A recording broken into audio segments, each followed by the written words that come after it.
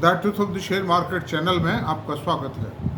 मैं भवनेश अग्रवाल। नमस्कार दोस्तों। सबसे मैंने शेयर्स का काफ़ी एनालिसिस कर दिया है। 150 से 200 शेयरों का एनालिसिस कर दिया है और महीने 20 दिन में 2 4 1 2 नए शेयर भी मैं जोड़े रखता हूँ। और जैसे जैसे परिणाम आ रहे हैं, जैसे जैसे उनकी कौन कॉल आएगी, उनका पूरा एक साथ ही विश्लेषण कर देंगे हम। ये क्रम चालू रहेगा,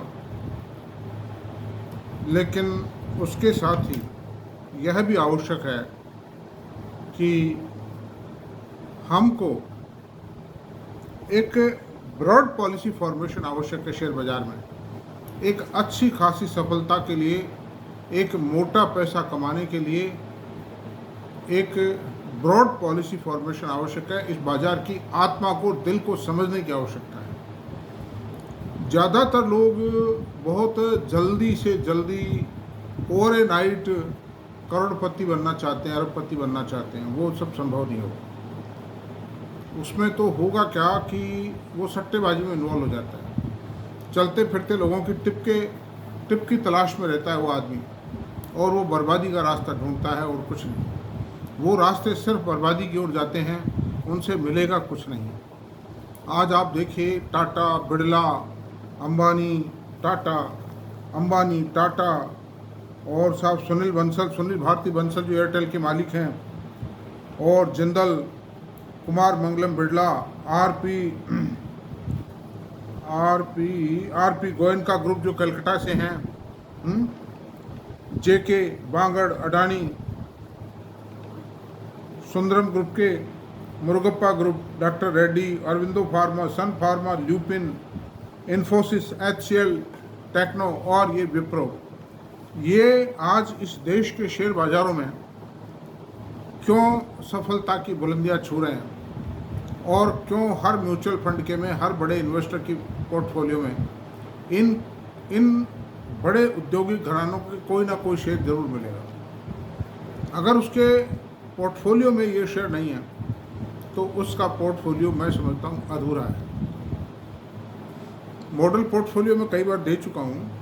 इन लोगों से जो रिलेटेड शेयर्स हैं उनका मैं एनालिसिस कर चुका हूँ और करता रहूँगा। मतलब I have not close the chapter, that will be A on going process. बहुत से लोग मुझे कहते हैं कि साहब आप कितने शेयरों का एनालिसिस करोगे? अरे भाई, मैं ज्ञान दे रहा हूँ, तुमको समझा रहा हूँ यार, मतलब बता रहा हूँ इसको, मतलब समझ लो। कोई नहीं समझाएगा, कोई बात तक करने को तैयार नहीं है। आप लाख रुपया फीस दीजिए, किसी आदमी को फेस टू फेस आपसे कोई बात नहीं करेगा। इतने डिटेल में आपको कोई समझाएगा नहीं, मतलब जितना मैं करता हूँ।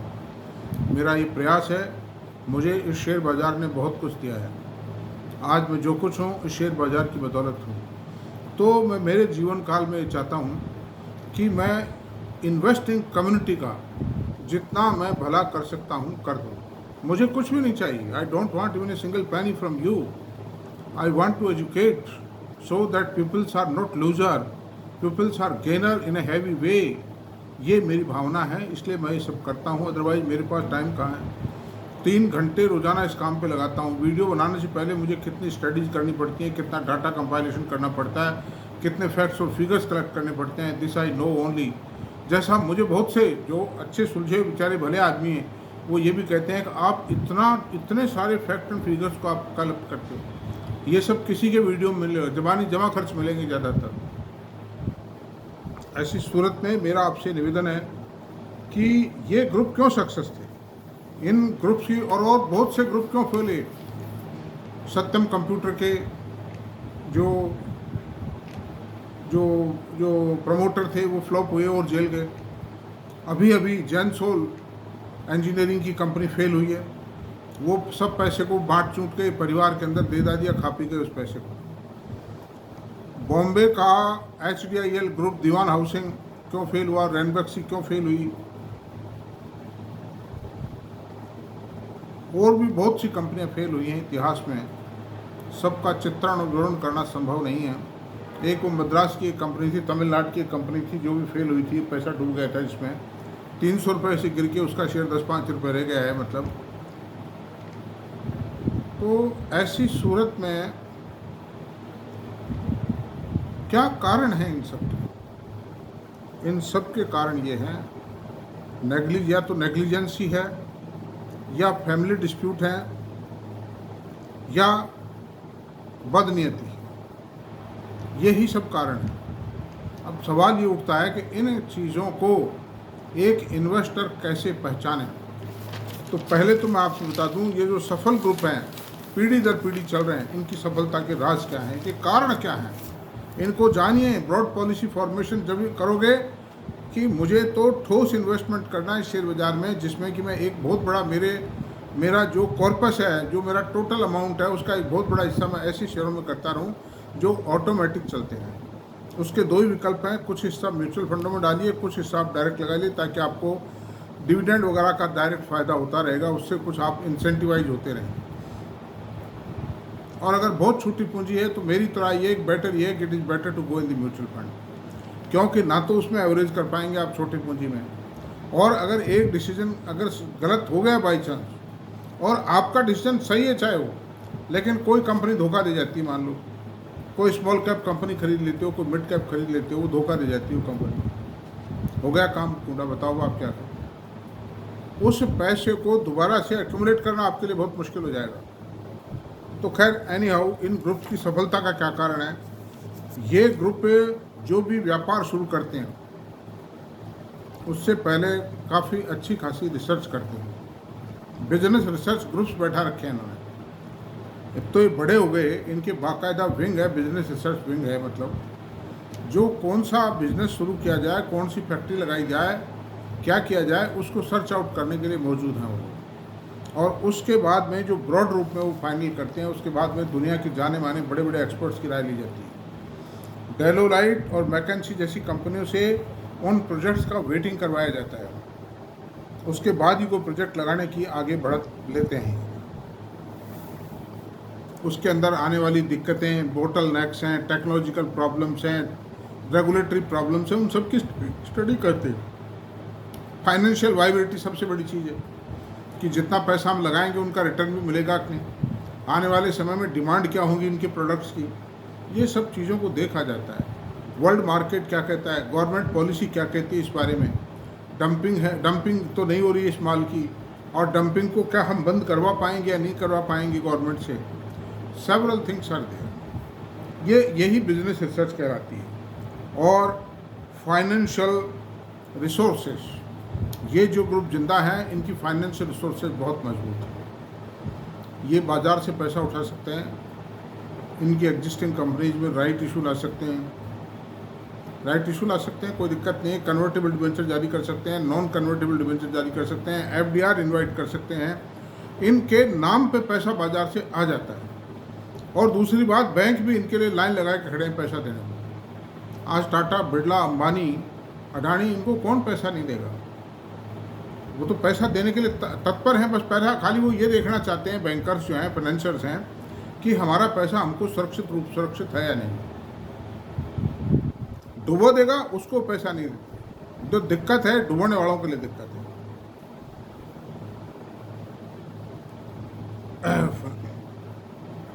प्लानिंग शानदार करते हैं, वही बिजनेस रिसर्च के साथ ही प्लानिंग हो जाती है। बेटर टेक्नोलॉजी, जब प्रोजेक्ट फाइनल करते हैं तो उसमें दुनिया में ये तलाश करते हैं बेस्ट टेक्नोलॉजी किसके पास है और कहाँ है, और वो मिल पाएगी या नहीं मिल पाएगी, वो उसी टेक्नोलॉजी को अडॉप्ट करते हैं। धीरू भाई जो थे, वो आपको ये ध्यान होगा कि आज रिलायंस का जो GRM है वो अभी $7-8 से कम नहीं है अभी भी। हालांकि डिस्क्लोज करना बंद कर दिया है अंबानी ब्रदर्स ने बंद कर दिया उसको शो करना। पहले डिस्क्लोज करते थे, अब नहीं करते हैं, लेकिन फिर भी। और ये जो गवर्नमेंट के BPCL है, IOL है, हिंदुस्तान पेट्रोलियम है, इनका कितना $2.5-3 आता है GRM। उसका कारण है कि अंबानीज ने दुनिया की best of the best technology को अडॉप्ट किया, ताकि हर तरह के क्रूड को रिफाइन कर सके। उसमें प्रॉफिट ज़्यादा है, सस्ता खरीदो महंगा बेचो, टेक्नोलॉजी की ताकत से रिफाइन करो उसको, जिसमें यील्ड ज़्यादा आएगी। अच्छा, फिर इंटरनेशनल साइज प्लांट लगाओ। अंबानी, धीरू भाई ये कहा करते थे, बड़ा सोचो कुछ और बड़ा करने का प्रयास करो, जब भी सक्सेस होगी। धीरू भाई ने जो रिलायंस ने आज प्रोजेक्ट लगा रखे हैं पेट्रोकेमिकल में और रिफाइनरी में, उतने बड़े प्रोजेक्ट तो लगा ही नहीं सकता मतलब हिंदुस्तान। अब कोई कंपटीटर ही नहीं इनके सामने आज पेट्रोकेमिकल्स में। फुल्ली इंटीग्रेटेड प्लांट है पॉलिस्टर का। आज कोई भी आदमी पॉलिस्टर बनाना शुरू करे, वो इनके सामने टिक सकता है क्या? नहीं टिक सकता। जितने भी प्रोजेक्ट लगे थे इंडिया पॉली के, उड़ीसा पॉली के और जो भी थे, सब फ्लॉप हो गए। जबकि इंडिया पॉली का, गोयनकाज का था, उड़ीसा पॉली का मतलब जेके ग्रुप का था प्रोजेक्ट, फिर सांगी पॉली का भी एक प्रोजेक्ट आया था, वो सब फेल हो गए because they could not stand in with the competition of Reliance. तो ये सारी बात बड़ा करो, बड़ा आप और हम नहीं कर सकते, ठीक है, लेकिन ये उन उद्योगपतियों के साथ रहिए जो पति बहुत बड़ा कुछ करने के लिए कैपेबल है। मेरा मतलब यही है कि उद्योगपति की और कंपनी की पहचान कैसे करें जिसमें ये सारे गुण हों। एक पंडित जन्मपत्र में क्या देखता है कि मंगल की दशा क्या है, शनि की दशा क्या है, सूर्य की दशा है, चंद्रमा क्या कहता है, उन सब चीज़ों को देख करके ही उसके भाग्य के बारे में वो कंक्लूजन बता पाता है कोई astrologer. In the same way आप इसको देखिए। अच्छा, अब देखिए, timely diversification, expansion, forward integration and backward integration, ये किसी भी कंपनी के व्यापार की जान है। आपने किसी प्रोडक्ट का प्रोजेक्ट लगाया तो बाज़ार में कम्पिटिट करने के लिए आपको चाहिए कि बैकवर्ड इंटीग्रेशन, उसका रॉ मटेरियल भी आप खुद बनाएं, आपकी कॉस्ट ऑफ प्रोडक्शन घट जाएगी, आप कम्पिटिट करने की पावर में आ जाएंगे। आप तो पावर टू कम्पिटिट, ये सबसे बड़ी बात है। अनदर थिंग, फॉरवर्ड इंटीग्रेशन, उस प्रोडक्ट के आगे भी कोई प्रोडक्ट आप बढ़ा सकते हैं। जैसे रिलायंस ने अथाइलिन के प्रोजेक्ट डाले, मैक के प्रोजेक्ट डाले, पीटीए के, टीपीए के प्रोजेक्ट डाले, उनसे आगे पॉलिस्टर बनाया, पॉली कंडेंसेशन चिप्स बनाई, या वो फाइबर बनाया, यार्न बनाया। उसी सेम वे आज कोई आदमी मान लो पाइप बना रहा है सीपीवीसी की, तो अगर वो सीपीवीसी के रेसिन का प्रोजेक्ट भी डाल देगा तो he will be the most successful, उससे कोई कंपटीशन करने लायक रहेगा ही नहीं। तो ये सारी बातें, तो कैपेबिलिटी ऑफ द मैनेजमेंट इसमें मायने रखती है। रिसोर्सफुल मैनेजमेंट है, ऑनेस्टी है, स्मार्टनेस है, डिसीजन मेकिंग पावर है, प्रॉम्प्ट डिसीजन मेकिंग है, ये सब। अच्छा, टाइमली डिस्कशन, टाइमली समय पर निर्णय लेवे। ये नहीं कि आप सोच रहे हैं देखेंगे बैठेंगे, ऐसा नहीं। कंप्लीट उसकी स्टडी करा करके उसमें डिसीजन लेवे। पॉलिटिकल लाइजन, राजनीतिक शक्ति भी होनी चाहिए उसके पास। सरकार से कहीं कोई ज़रूरत पड़े, कोई भी डिसीजन करवा के लाना हो सरकार से, कोई रेगुलेटरी डिसीजन हो, कोई रेगुलेटरी बॉटल नेक से उनको दूर करने के लिए पॉलिटिकल पावर चाहिए और उसके लिए पैसा चाहिए। मैं ये नहीं कहता पॉलिटिशियन भ्रष्ट है, मैं बिल्कुल नहीं कह रहा हूँ मेरे मुंह से। पॉलिटिकल पार्टीज़ को जो डोनेशन देगा उसके डिसीजन पहले होंगे, ये पोजीशन मैं वहीं तक सीमित रखता हूँ अपने आप को। बाकी आप सब समझदार लोग हैं, समझ जाइए और हाई ग्रेड प्रोफेशनल्स को हायर कर सकें, जो best of the best professionals को जो हायर करते हैं। आज अडानी क्यों बढ़ा आगे? अडानी ने ये सारी बातें जो मैंने बताई उन सब को अडॉप्ट किया है, और अडानी जितनी तेज प्रगति हिंदुस्तान में कोई भी उद्योगपति नहीं कर पाया है। कुल 20 साल में फर्श से अर्श तक आसमान छुआ, फर्श से उठ करके। ये एक अपने आप में मिरेकल है, ताज्जुब है। मैं सिनेमाओं में देखा करता था पहले, एक हीरो जिसके पास में चाय का कप नहीं था पीने के लिए, वो हीरो बड़ी बड़ी उद्योगपतियों हो गया, आधी घंटे में उसको बड़ा बड़ा उद्योगपति बना देते थे। तो it is just like happening here. ठीक है, कोई हो सकता है, लोग कहते हैं गवर्नमेंट का भी सपोर्ट है, तो गवर्नमेंट का सपोर्ट तो और भी बहुत लोग बैठे हैं गवर्नमेंट के नज़दीक, वो क्यों नहीं ले पाए गवर्नमेंट का सपोर्ट? यही क्यों लिया? उस सपोर्ट को यूज़ किया। सपोर्ट क्या लेना और उस सपोर्ट को किस तरह यूज़ करना, ये सबसे बड़ी बात। आज बैंक से मान लो 1000 करोड़ का लोन मिला, और भी बहुत लोग हैं तो वो तो डुबो देंगे, लेकिन ये उस पैसे से पैसा पैदा करता है, बढ़ाता है, वो सारी बातें। तो ये सारी बातें अब मैं आपसे बताता हूँ। जैसे Indian IOC, BPL, HPL, steel authority, भेल, हाल, मझगांव और भारत इलेक्ट्रॉनिक्स, ये सब लेथार्जिक पोजीशन में थे मोदी सरकार के आने से पहले। बुरा हाल था। इन हिंदुस्तान एरोनॉटिक्स का शेयर बढ़ने को तैयार ही नहीं था और कर्मचारियों को सैलरी देने के लिए पैसा नहीं रहा था। भारत इलेक्ट्रॉनिक्स की पोजीशन भी कोई अच्छी नहीं थी। मझगांव का आईपीओ आया 200 रुपये में, है कि नहीं, और पड़ा रहा वो आकर के, फिर उसका उठना शुरू हुआ और आज 5 paid up share 10 face value का शेयर था जो 5800 रुपये तक पहुंचा और आप 5 पेड अप शेयर जो 5 फेस वैल्यू का शेयर भी 2700 रुपये चल रहा है। वो क्यों है? वही बात है कि Modi government is working like a private entrepreneur. They are prime minister, the honourable prime minister is taking very fast decisions, और डिसीजन ऐसा नहीं गलत निकल जाए ना, ठोक बजा करके छानबीन के लेते हैं, ज़बरदस्त स्क्रूटनी करवाते हैं उसके एक्सपर्ट से, उसके बाद उसकी मोदी जी खुद स्टडी करके फिर डिसीजन लेते हैं। किसी मिनिस्टर की जान नहीं है जो कोई गड़बड़ कर जाए, मतलब इसलिए ये भी तेज दौड़ रहे हैं। खाली एक स्टील अथॉरिटी का रिवाइवल नहीं हो पाया और उसका कारण है कि स्टील की डंपिंग होती है देश में। स्टील बनता नहीं इतना जितनी आवश्यकता है, डंपिंग इम्पोर्ट तो करनी पड़ेगी, वो सस्ती रेट पे इम्पोर्ट कर देते हैं। तो उसके कारण इन कंपनियों की जो प्राइसिंग पावर है वो वीक पड़ी हुई है। लेकिन अभी 12% HR कोयल पर फ्लैट प्रोडक्ट्स पे लगा दिया है, उससे इनकी हालत में बहुत कुछ सुधार आ जाएगा और ये ठीक ठाक पोजीशन में पहुँच जाएंगे। इसी प्रकार से मैं आपसे बताता हूँ गुजरात गवर्नमेंट के जो कंपनियाँ हैं, GMDC, GNFC, GSFC, GSPL और गुजरात स्टेट पेट्रोनेट है और ये आपके गुजरात गैस है, these companies are also delivering result like private corporates. उस सब का कारण ये है कि Gujarat government is social work करती है, गवर्नमेंट के जो डिसीजन है वो करती है, रेगुलेटरी डिसीजन करती है, सब कुछ फर्स्ट क्लास करती है। लेकिन इंडस्ट्रियल सेक्टर में they are also working like a private entrepreneur. उनकी decision making capacity, prompt decisions लेना, फाइलों को अटकाना नहीं, बिल्कुल ईमानदारी से काम करना, ये सब गुजरात गवर्नमेंट में ये कंपनियां इसीलिए success. And these companies are just like the companies being managed by the good excellent quality private entrepreneurs. They are just like that companies.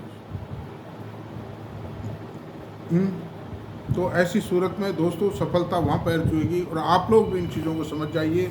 आप अपना पैसा इसी प्रकार मैं काफ़ी मॉडल पोर्टफोलियो बना दिया। पहले भी मैंने बताया उद्योगपतियों के नाम है, पेरेंटेज अच्छी होनी चाहिए, पेरेंटेज की प्लानिंग अच्छी होनी चाहिए। रिलायंस क्यों सक्सेस हुआ मैंने सब बता दिया, अडानी क्यों सक्सेस हुआ मैंने बता दिया। खाली ये कह देना साहब ये तो चोर हैं और ये तो सरकार से मिले हुए हैं, मिल कर के क्या लिया? They have given a lot of things to the country. Foreign exchange दिया इन्होंने, फॉरेन एक्सचेंज बचाया, गवर्नमेंट को ज़बरदस्त रेवेन्यू बताया, GDP में 5-7% का कॉन्ट्रीब्यूशन है एक एक उद्योगपति का, 5-7-8% रिलायंस का, 6-7% अंबानी का है, और अंबानी का तो शायद 10% भी हो जाएगा GDP में कंट्रीब्यूशन। तो ये कोई मामूली बात नहीं है। आप 1-2 किलो, 5 मेहमान आते हैं उनको खाना खिलाने के अंदर कितने परेशान हो जाते हैं, थक जाते हैं आप, मतलब ये तो पता नहीं क्या क्या कर रहे हैं। मतलब तो कह देना आसान है कि कोई भी आदमी चोर है, लेकिन उसको समझने की आवश्यकता है कि how to take advantage of such a situation. अगर आप नहीं करेंगे तो यू विल बी लूजर। कहते रहिए, मारा जपते रहिए, चोर है चोर है चोर है, क्या मतलब है? अरे भाई काय में चोर है ये तो देखो, क्या चोरी करी इसने, पूरे मामले की डेप्थ में जाइए आप। तो दैट्स ऑल दोस्तों, मैं आपकी शुभकामनाएं देता हूं और मैं यही कहता हूं कि आप लोग सीखें, समझें मामले को। बाज़ार में पैसा बहुत है, शेयर बाज़ार में इतना पैसा कहीं भी नहीं है। और मैं ये भी कई बार कह चुका हूँ कि आप अगर 15-10 करोड़ रुपए लगा के भी कोई बिजनेस करते हैं तो उससे एकाएक 10 लाख रुपये महीना नहीं कमा सकते। जबकि आप शेयर बाज़ार में अच्छे शेयरों में पैसा लगा के या म्यूचुअल फंडों में पैसा लगा करके 1.5-2 रुपये सैकड़े का ब्याज आप आराम से कमा सकते हैं लॉन्ग टर्म, बशर्ते आप तसल्ली रखें और क्वालिटी सेलेक्ट करें। तो दैट्स ऑल, आज की चर्चा को यहीं समाप्त करते हैं। और आपको अगर मेरी बात पसंद आई हो, मेरा वीडियो पसंद आया हो, तो प्लीज़ इसमें सब्सक्राइब करें, लाइक करें, शेयर करें। Thank you very much.